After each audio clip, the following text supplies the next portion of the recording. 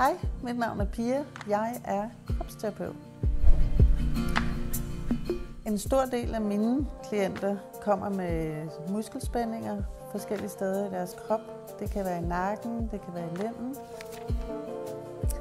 Mange af mine klienter har allerede prøvet andre slags behandlinger, som ikke har virket. Som kropsterapeut griber jeg det anderledes an.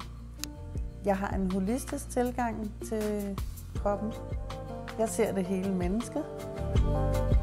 Det betyder i praksis, at du kan komme og lægge dig på briksen med nakkesmerter, men som måske stammer fra et helt andet sted fra. Det kan stamme fra lænden, det kan stamme fra knæet, og det kan stamme fra, at du har været igennem en stresset periode i dit liv. Rent faktisk foregår det ved, at jeg pulserer hele kroppen. Det vil sige, at jeg løsner og sætter flow i kroppen, så jeg får fjernet affaldsstofferne. Mange af mine klienter oplever store forandringer allerede for første gang, de har været her.